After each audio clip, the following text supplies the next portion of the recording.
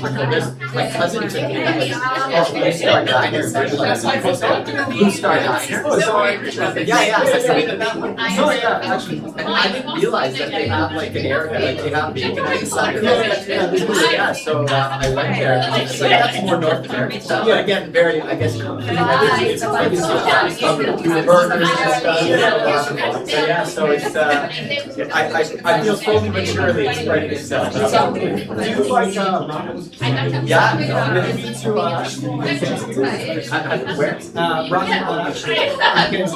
No, not that one. I've been to next. That's another one. no, the one that is, it's a regular restaurant, but they do serve vegan options. Oh, They have 3 or 4 vegan options.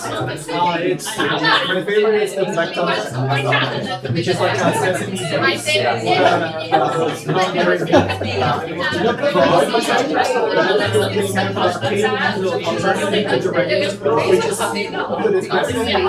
I've never tried it. They serve some salad and some other things like crispy garlic and stuff. It's so good. And then you can add like things on seaweed or bamboo shoots and things like that. It's Reminds me of tamarind. Have you been to tamarind? Yeah. Yeah, so it's similar to that. Yeah. Oh, right.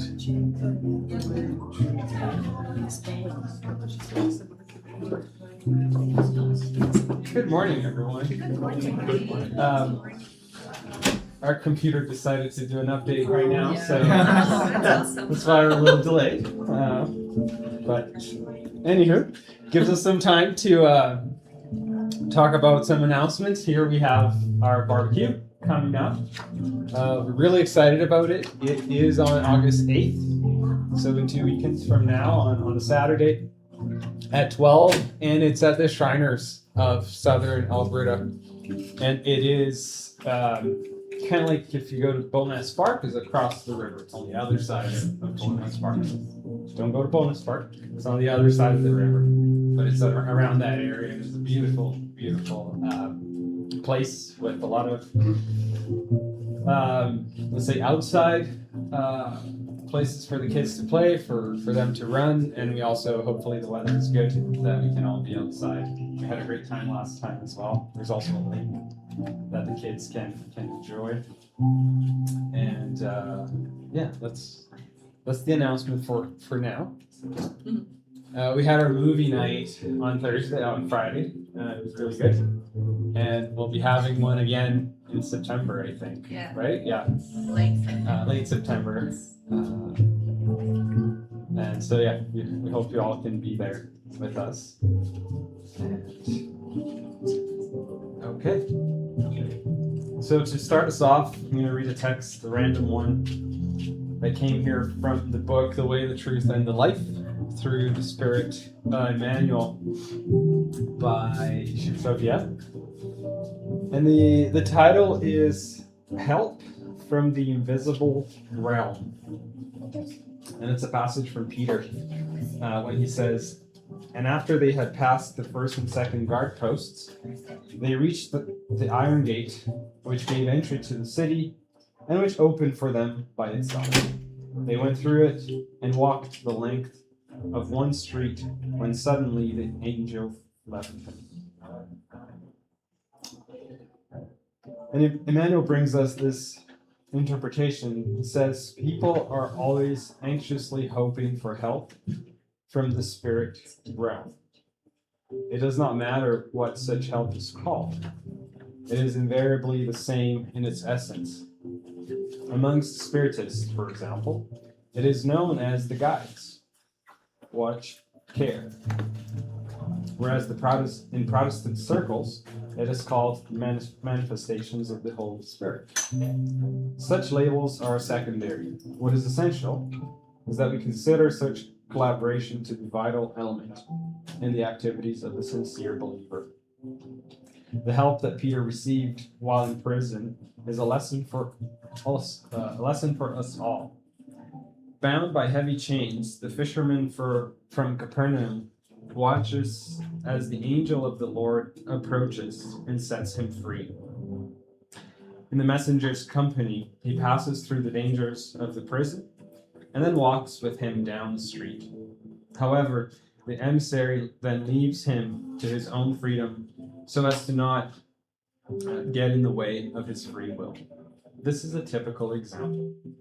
Help from the invisible realm is incontestable and unfailing in its multiform expressions when the time is right. But it is essential that believers not get accustomed to the type of collaboration that they learn to walk by themselves, using their independence and will in things that are correct and useful, convinced that they are in the world in order to learn, and that they are not allowed to ask their instructors to solve the problems that are necessary in their position as students. So let's do a quick prayer right now.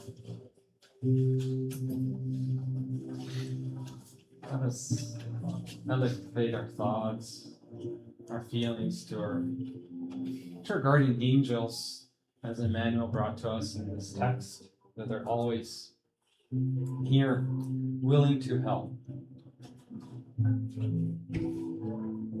May we be able to develop this relationship with them. And may we have our eyes open, our ears perked up to listen for their guidance, for their help. And may we also feel the motivation and the encouragement to go through our own trials and tribulations.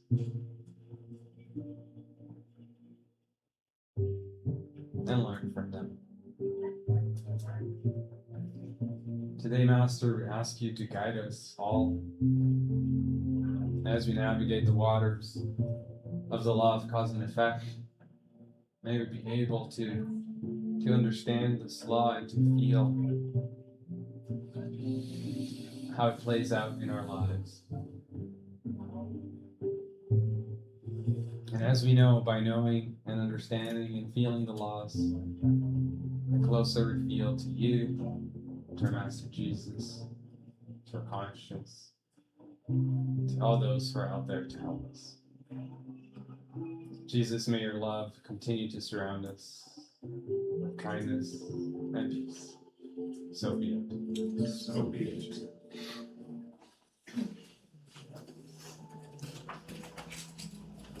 Well, thank you all. 10 minutes ago, there were, I think, or maybe 15 minutes ago, there were 5 people here. So it's amazing what 10, 15 minutes can do. And, okay, perfect. We're back in business. So, and today we'll be talking about the law of cause and effect. It is a talk that we did 2 years ago, exactly 2 years ago. And we thought it would be a good idea to talk about it again, because even though it's a law that most of us who have a little bit of contact with Spiritism might already know, might already have heard about it, because it's talked about a lot. But sometimes it's misunderstood as something that it's very cut dry. It's very cause and effect. You need to do this and you get that. And we wanted to give this talk to see how there's so much love around this law that might, if we don't reflect about it, might sound very harsh. So, as always, inviting you all to bring your comments and questions. So the law of cause and effect. What is the law of cause and effect? Any thoughts? It comes from physics, actually. It's not. Remind us of education. Reminds us of education, yeah. For every action, there's a reaction. Exactly.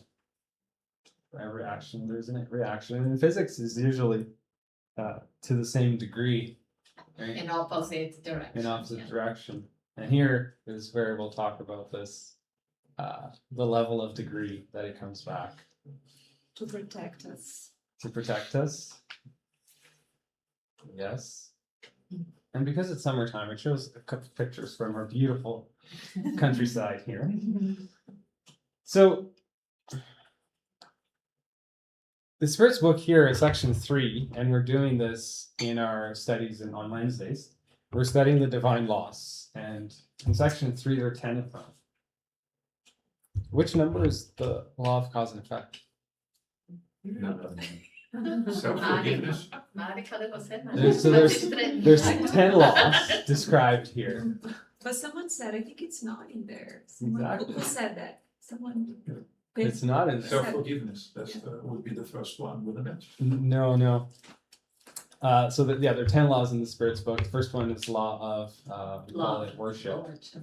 The law of cause and effect is not here. It's not one of the divine laws. Which is weird. But it's interesting because as you read a lot of the questions and even the Genesis and the heaven and hell, you'll see that the law of cause and effect is a conclusion of a lot of things that are described in these books. And especially in the books from Andrea Luiz and Emmanuel, they even spell it out, the law of cause and effect, so we can see it from there. But yeah, it's interesting that it's not part of the 10 laws here, but rather a conclusion that we come.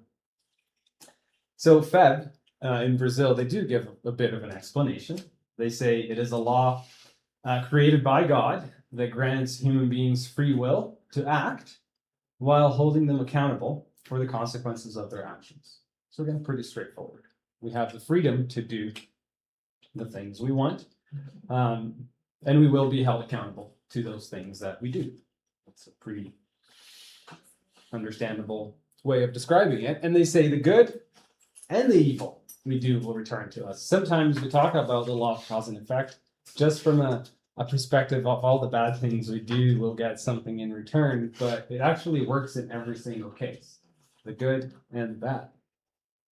So either in this life or in future existences. So it might not happen right away, but it can be in future existences. But the key thing here is that it will happen, right? The future life reserves for each person joys and sufferings that are consistent with the degree to which they have respected or failed to respect God's law.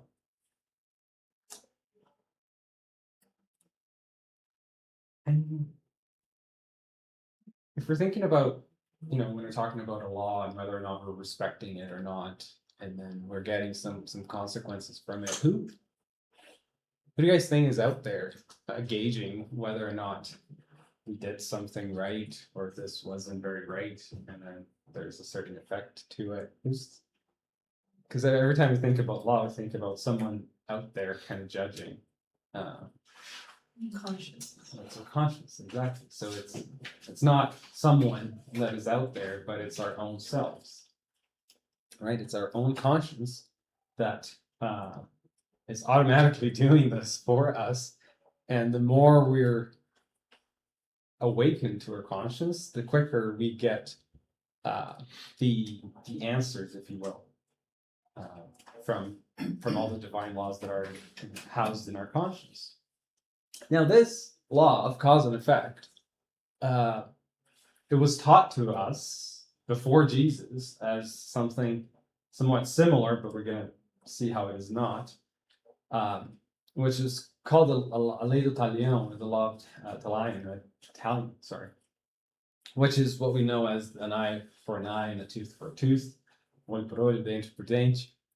And Jesus comes to us in the Sermon on the Mount, and he starts to give us a different interpretation of this law. He says, in Matthew 5 or 6 there, he says, it was once told to you to basically hate your enemy and repay your enemy with the same fears that he came to you. And then Jesus offers a different interpretation. He says, love your enemy. So here's him telling us the idea about it's no longer an eye for an eye, a tooth for a tooth, but love is actually the way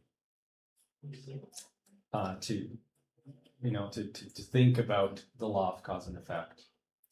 And yeah, go ahead. So finish. You might actually say what I was thinking. I'm spilling. I saw Gandhi, so I was like, all right. Oh, go ahead, maybe. No, you please finish. You please finish. So yeah, there's a passage that's attributed to Gandhi. I don't know his work very well, so you can't say for sure if it is, but it's attributed to him, and that's where he says, "Well, if this was the case, an eye for an eye and a tooth for a tooth," he says, "An eye for an eye makes the whole world blind. It doesn't improve anything, right?" But what were you going to say? Is it along the lines? Well, it is in relation to kind of Eastern spirituality, but I was just curious if you knew or had ever come across in Spiritism, do they ever deal with the or with the discussion of how this law relates to the Hindu and I guess Buddhist philosophy of karma? I don't know for sure. I don't Okay. remember. I know Jonah Gengelis in some of her books uses that word, Okay. so she would be making a bridge amongst them. But words, I don't remember any passages specifically. But yeah, she does bring that concept through. Okay, yeah, because it's just, I mean, karma describes it, there's different ways to describe it, but one of the ways that they look is rather than it being necessarily act and reactive, it's more like breeds like.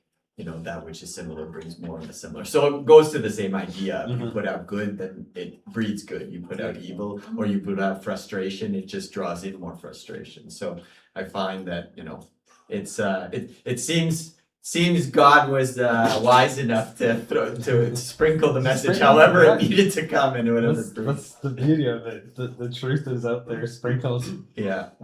Victor, may I add something? Yes, go for it. Okay. Basically, what happens with the law of karma, like in Buddhism, if you did something wrong, you're going to have to pay. But karma is not only something bad, can be something good. Mm-hmm. However, with a law of cause and effect, if you did something not very good, but if you later on realize what you did, you can minimize, you can mitigate your payment for what you did, because now you realize, oops, I dropped the ball, and now you can minimize the effect of what you did. Whereas with karma, you did something wrong, you're going to have to pay for it. Boom, boom.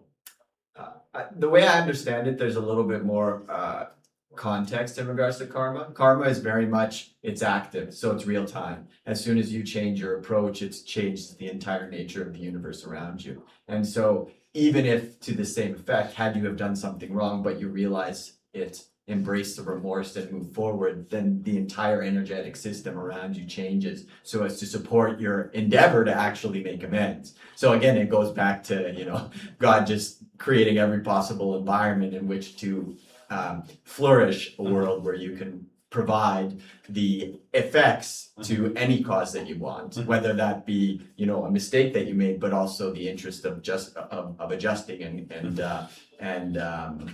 reconciling. Yeah, cool. Thank you. Thank you for that as well. We'll talk about what you mentioned. We call that law of mercy, as you'll see. So how do you feel about this, the law regarding the effect? So, you know, what comes back, for example. Do we feel it's like a sentence of punishment? No. Responsibility. Is it an affront to our freedom? No. Is it impeding? Is it interfering with our freedom? Is it a form of protection? In a sense, yes. Form of education. Is it an opportunity that it might give to us? Yes. Is it just? And I guess I jumped the gun. Who administers that justice? We talked about it. Right? In the study on Mondays, we have the study about the Spiritist doctrine here. And last Monday, we talked about this law, actually. And Renata did a really good job, and she brought to explain a little bit around when we say it's a protection. She brought to us that, and I will likely not do this justice, but it's a genetic disorder. And I forgot the name, I apologize. But it's a genetic, it's called congenital insensitivity to pain. So it's something that a few of us might come where we're not allowed, we don't have the ability to feel pain. right? And that can be very dangerous because we might hurt ourselves, might break a bone and not even notice, right? And so that comes to show us how the effect of something is very powerful and can help us a lot because it'll tell us maybe we're going too far, right? So when I don't feel pain and I leave my hand on the stove, it might, catch on fire, it might burn. But if I have the effect of feeling the temperature, I'll pull my hand right out. So you can see it's a very simple example, but to give us the importance of having an effect. It just helps us to steer it the right way. It helps us learn, as Pedro mentioned. And just to lighten the mood a little bit, I'm gonna bring one of my favorite movies, and it is 1 minute. Just bear Oh, with the us. barbecue is my favorite. Go back. It's just a 1 minute passage. And actually, let me see if I can try.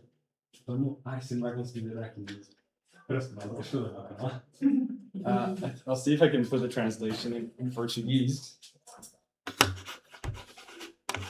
Come on. Oh, there we go.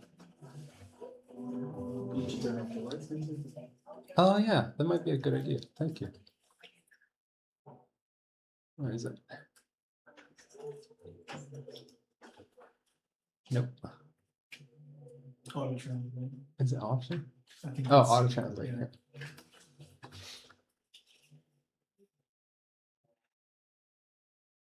And I also found it interesting that now it says Portuguese of Portugal. Mhm. It used to be the other way around. Something very much. And okay, this is called Lion King, for those of you who don't know. But I think we all. What was that? The weather. Very peculiar, don't you think? Yeah. Looks like the winds are changing. Change is good. Yeah, but it's not easy. I know what I have to do, but going back means I'll have to face my past. I've been running from it for so long. Ow! Jeez, what was that for? It doesn't matter. It's in the past. Yeah, but it still hurts. Oh yes, the past can hurt. But the way I see it, you can either run from it or learn from it. Ah, you see? So what are you going to do? First, I'm gonna take your stick. No, I just did. Hey, where are you going? I'm going back.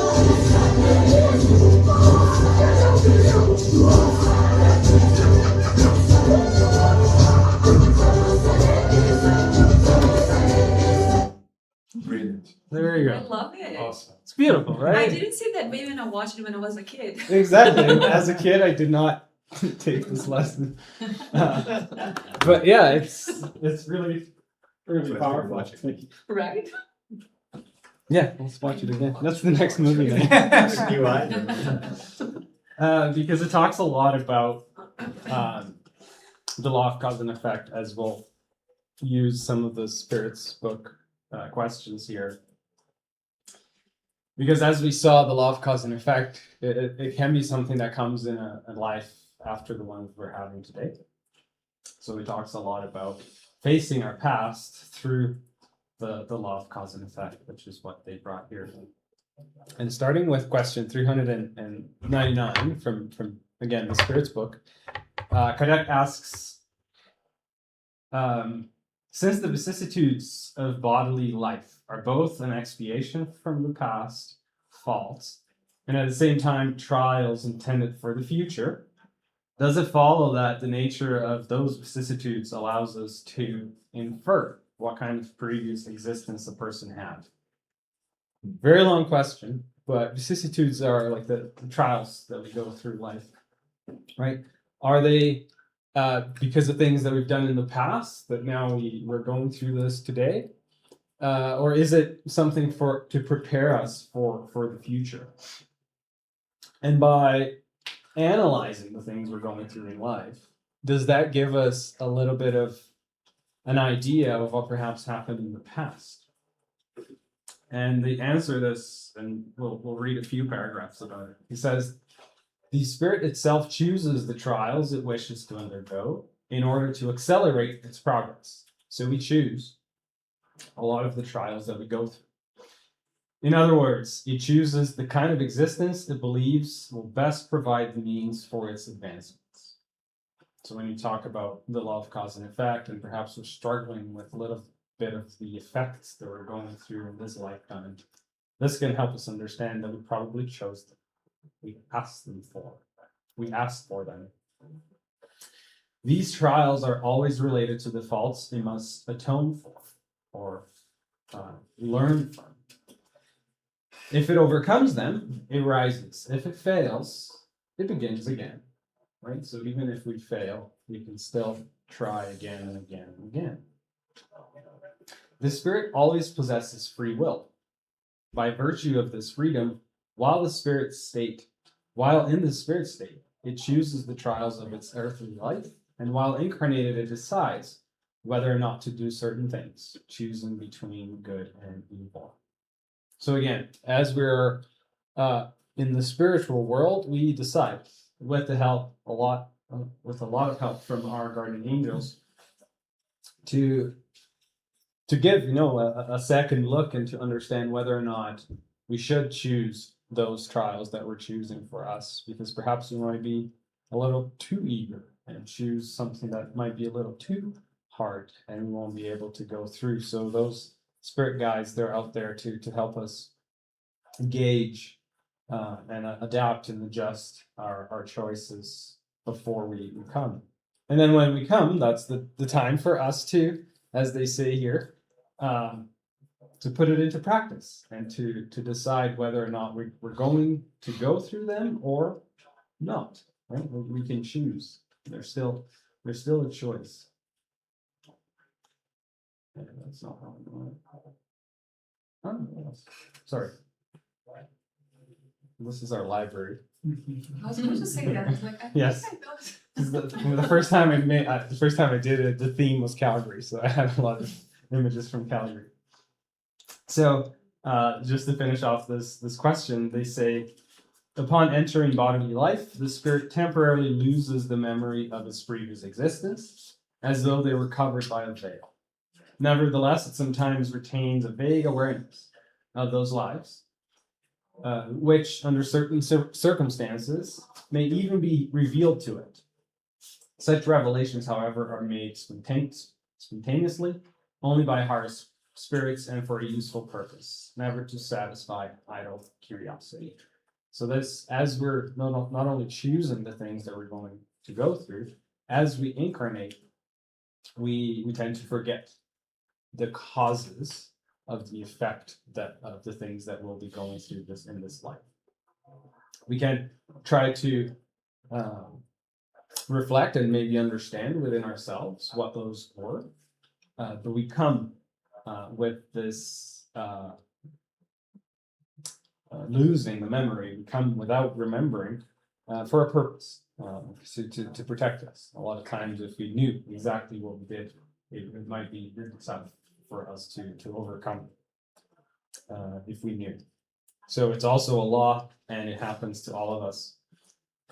Sometimes, spontaneously, we might get some ideas of what we did. We might see an image, we might see a passage going through our minds to kind of show what we were in a previous life or what we did. But again, that's not the rule, and it's not necessary.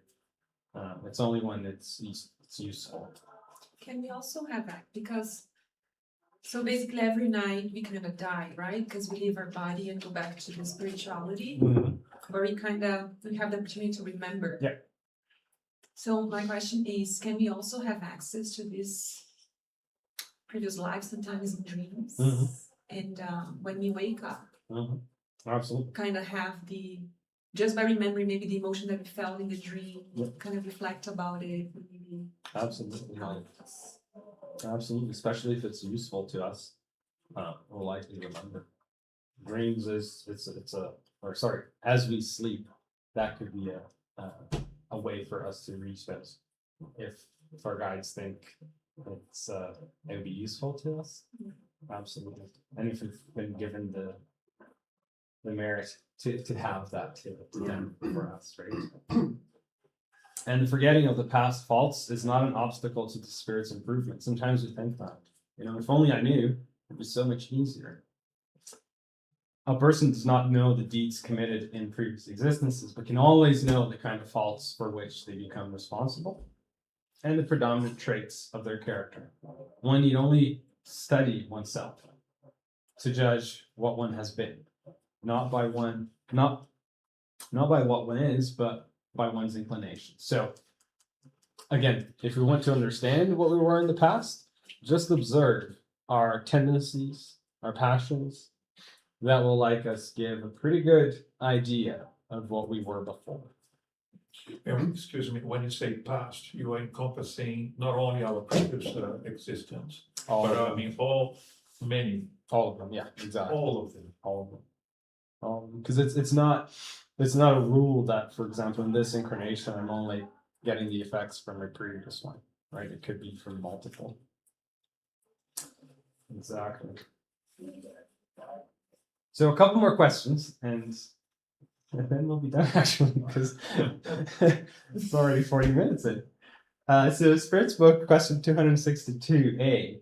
When the spirit possesses free will, does the choice of its earthly existence always depend exclusively on its own will, or can that existence be imposed upon it as an atonement by the will of God?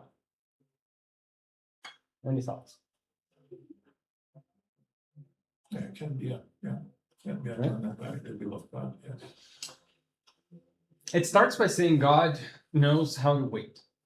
He's definitely not in a rush, right? He's not in a rush for us to evolve quickly or to impose on us any sort of atonement. Atonement, we call it expiation in Portuguese, expiação. However, he may impose a certain existence upon a spirit when, because of its moral inferiority or unwillingness, that it is not capable of understanding what would be the most beneficial for itself. Right? So when we're still reluctant, or when we're inferior enough that we wouldn't understand the impact of a reincarnation, then God will impose to us a reincarnation. We call this a can't pronounce it. Compulsory expiation. Expiação compulsória.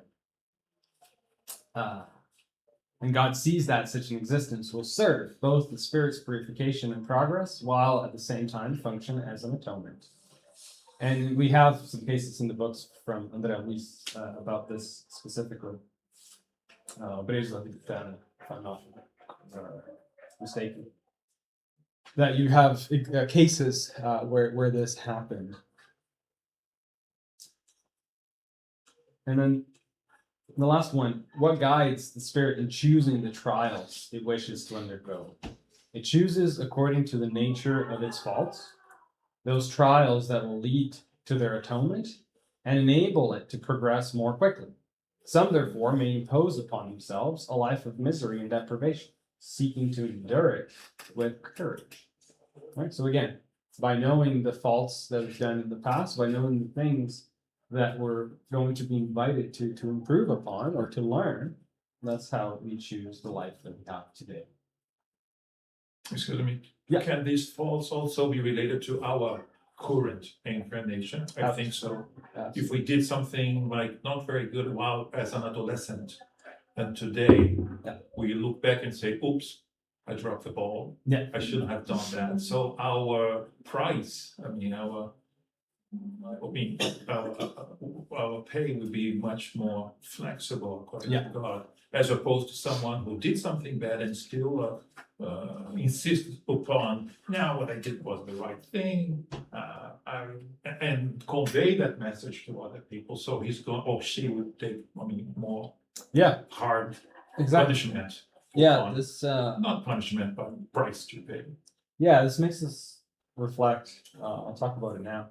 Makes us reflect about what's the purpose of the law of cause and effect. It's for us to learn, right? To do Education, it right. yes. So the education piece. So it's not about the effect itself. It's about learning and about educating ourselves. So if if we do something that we know is not correct, but we learn from it, then we might not even have to go through the effect because we've already had that education. We've already learned. And to answer your question, Pedro, this was the definition that Fed gave us. The good and the evil we do will return to us either in this life or in future existence. So yeah, it doesn't necessarily have to be in a future existence. Victor, Yeah.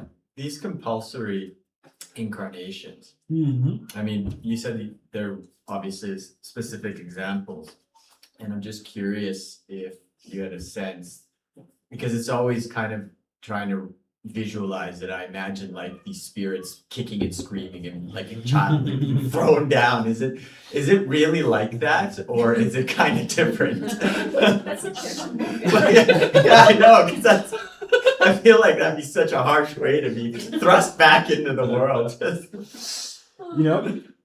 I would say that there are probably all kinds, right? But the idea is when reincarnation is happening, the spirit even goes into a state of sleepiness, depending on how rebellious they are, especially during that process, even to enable the spirit to start to be combined with that fetus. So yes, in that moment, there is a lot of help from the spirits to make that possible. But the spirit can choose to quit it, right? Even before birth, miscarriages, for example. Some of them could be one of the explanation for a miscarriage is the spirit has chosen not to follow through with it. Okay. But even if God had already imposed. No, not the compulsory. Okay, yeah, Sorry. that's okay. Yes. Okay. Yeah. Good. But I guess to that point, because that's what I was kind of curious about. So even in the situation of some sort of a compulsory trial, on some level, is there in tying in this idea of free will, is there an understanding, even if it's instinctually, and as a result of that, some level of approval or acceptance by the spirit? Or is it, like, to your point, just a complete rejection?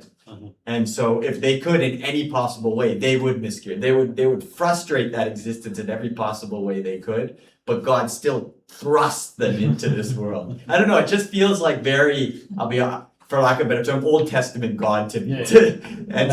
And so that's why it's hard for me to square that peg, that circle. Yeah, that's a really. I think it really has to good do a question. lot with the moral evolution. Mhm. Because I don't know, probably right now, like when we are disincarnated, we have many opportunities as well to learn, to work, to, even in the spirituality.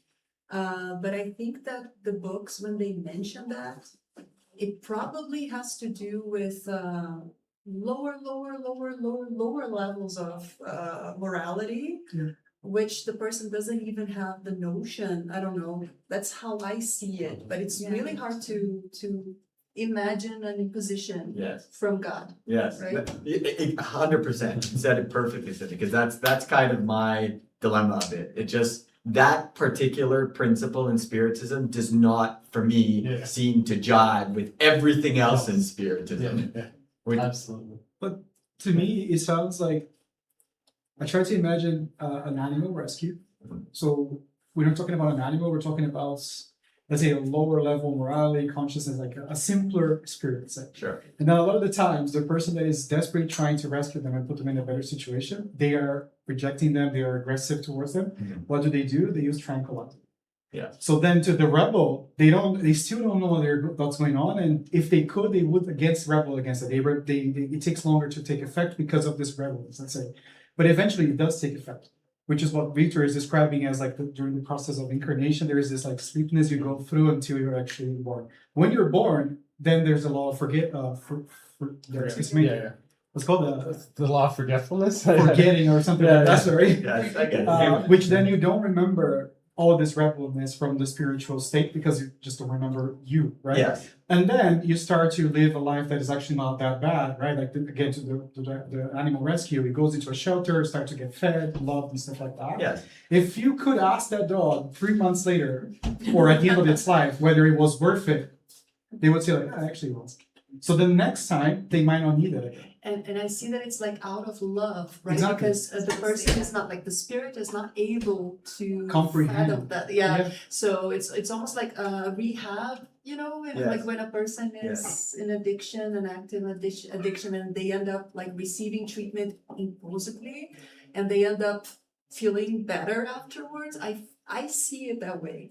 So that's the way I interpret it. And I think it's Sorry. hard to imagine sometimes because you're in a state of such an advancement, like morally and spiritually, that it's already not necessary for you. But when you think about a dog again, it's easier, I think, to comprehend because even though it might be the best dog ever, it's still sometimes rebel because it's in a different state. Yes. Maybe that helps you. Yeah. Illustrate. Yeah. I was gonna say, The same analogy as a kid and a father, right? Like they're not capable yet of making all the decisions. They can do some at a certain degree, but they still need that big push in the beginning, like because this is the best for you, and then eventually you're gonna pick it up, learn, and make your own choices. But as compulsory, that's what I understand that like you don't have yet. You know, the mentality or the morality or whatever to make your own decision. Yeah. I need to. And it's out of love. This is Yeah. another opportunity. It's not a Yeah. punishment. yeah, because if God is only love, there's no other way, in my mind, for compulsory reincarnation be not but out of love.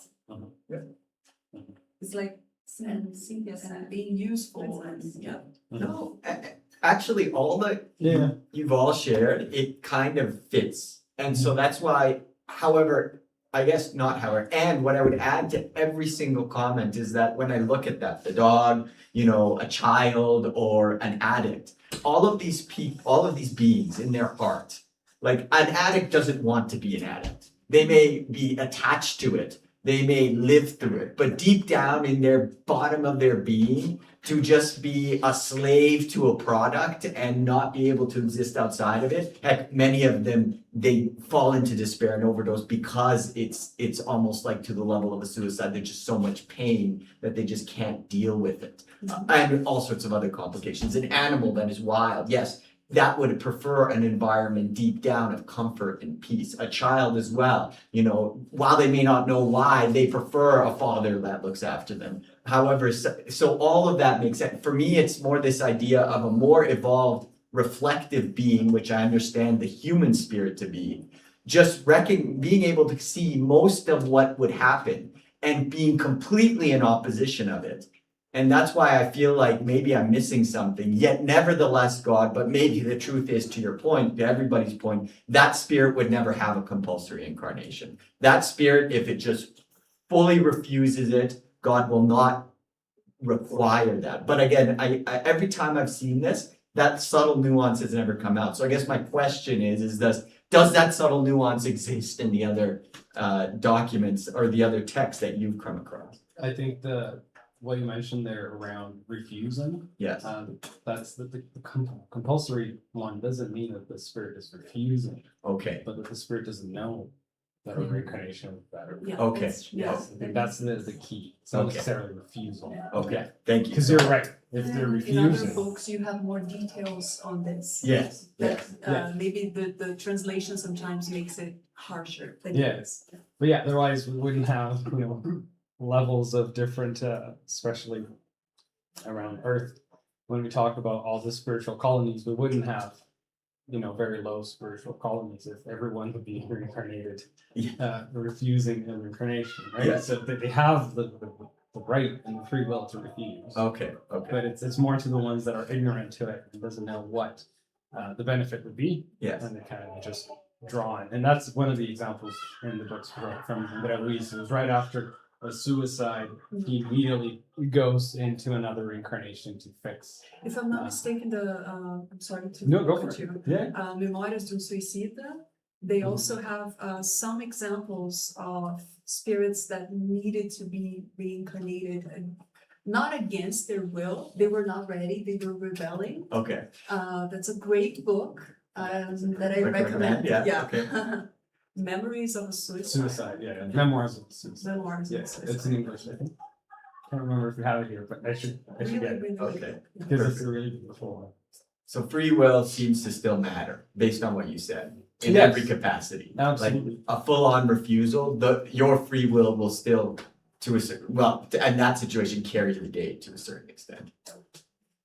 And without extending too much, Yeah, sorry, I drew this into. there's also the law of Resignation. Progress. Yes, thank you.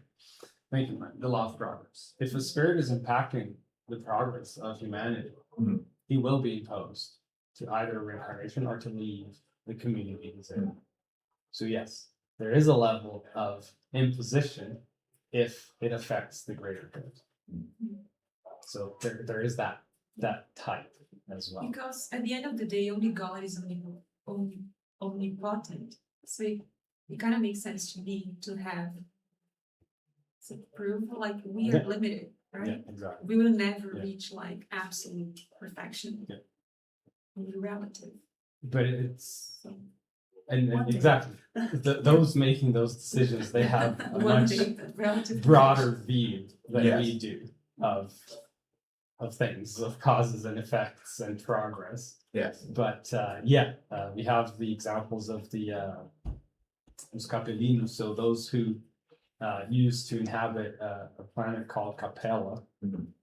and they came to Earth because they were expelled from there because they weren't they were hindering the progress of Capella. But for Earth, they would help us progress because for Earth they were more evolved than we were. So they were sent over, Yes. basically. To some of them against their will, but they came here to help, and there they were hindering. It's not a downgrade, right? It's just. No, yeah, they're keeping the same Yeah. level, but they're changing the environment they're in. Yeah, so there is that caveat, Okay. yes, to be mindful of. But there will still comes to play in every situation. Oh, yes. Okay. Sorry for that No, digression. oh. I'm gonna just quickly talk, because we have 3 minutes. We're gonna quickly talk about now just a reflection for us as we're thinking about the law of cause and effect. And as we go through lives, going through the effects, right? As we go through the tribulations that we have in our lives, how do we feel when we did something bad in the past? There's usually 3 ways that our mind works. It can fall into guilt, as I did something, bad. I can fall into the sorrow of guilt.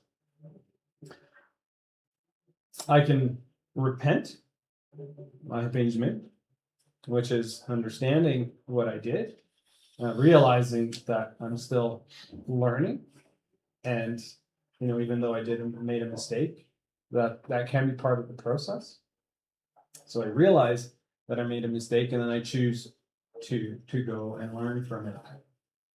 And then the other side, which is the kind of like the opposite of the guilt, which is finding the excuse, right? So it's just giving us excuses to the mistake that we made, to basically try to relinquish some of that responsibility. And so this is usually the 3 places where we find ourselves. And I just wanted to talk about the middle one, the forgiveness and courage. This is kind of like the middle path, and it's a way that can help us understand and help us move forward. And Joanna Gentili, she talks a lot about guilt, a lot about forgiveness as well. But the guilt, again, like I said before, it's a demand that we pose in ourselves that will only make us fall into a deeper and deeper hole. And I'll explain that with an example. Forgiveness and courage, which would be the middle path, will not only help us reflect and understand why we did something, but it'll also help us to motivate and give us the courage to repent, to learn, to educate ourselves. An excuse, like I said, it's trying to ignore what happened. And just one example, just to show the power of this, is I don't know if you guys have read or know the book Paul and Stephen, right? We talk a lot about this book here. And also, if you guys know the story about Judas, who's that disciple from Jesus who Betrayed him. told the guards who Jesus was, right? And so we have there two people that did something against Jesus and Christians, if you will, those who were following Jesus. We have Judas and Paul. Judas, as soon as he realized what he did, he fell into guilt. He felt really guilty about what he did. And if you all know what happened after, he ended up committing suicide. Paul, through his orders at the time, also killed a lot of, not also, sorry. Paul killed a lot of Christians, and in that lifetime, he realized what he did. And I think you guys remember when he went to Damascus, there was that passage when Jesus shows up to Paul, and Paul immediately realizes what he did. And again, in that moment, when he realizes he killed a lot of people, a lot of Christians, at that moment, he could feel the guilt, right? Or he could feel the regret. And so what happened at that time? Did he choose to go into guilt, or did he choose to go into repentance? Repentance. Right? Exactly. So he chose repentance, and by reflecting upon what he had done, he chose forgiveness of the mistake and the courage to go and learn. And throughout his entire life, he did everything he could to instill the education and the learning within him of everything he had done in the past. So he learned the lessons, right? So Victor, you mean self-forgiveness when you say forgiveness? Yeah, because we're talking about here us. Yeah, Everything around here is us. Yes, exactly. And I was going to talk about everyone else, but we're at time. So I'll talk about this another time so we can expand it a lot more, because the law of cause and effect is also really important for our relationships, how we deal with others. So we talk more about it. And then, as we all know, Jesus once told us to love your neighbor as yourself, this being one of the greatest commandments of all time.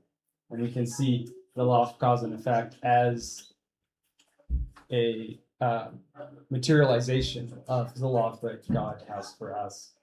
Hopefully we were able to see that today. So we'll close here. This was a little rush, so I'm going to do another one with more time for us to reflect on some other pieces about the law of cause and effect. Musiquinha, por favor.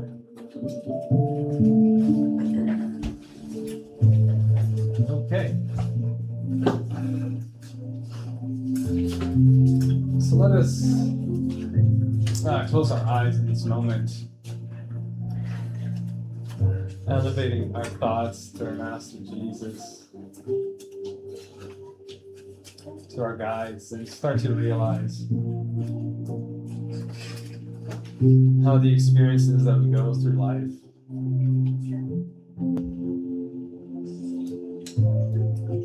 are an expression of God's love. We ask you, Jesus, to help us open our eyes to see them as such. May we have our eyes to see and our ears to hear all the mercy that God gives us on a daily basis. And this time, may we choose to learn. May we choose the path of re-education and growth. May your love surround us with protection and peace as we go through our lives. So be it. So be it. So now we'll go into our passes, just in the next room here.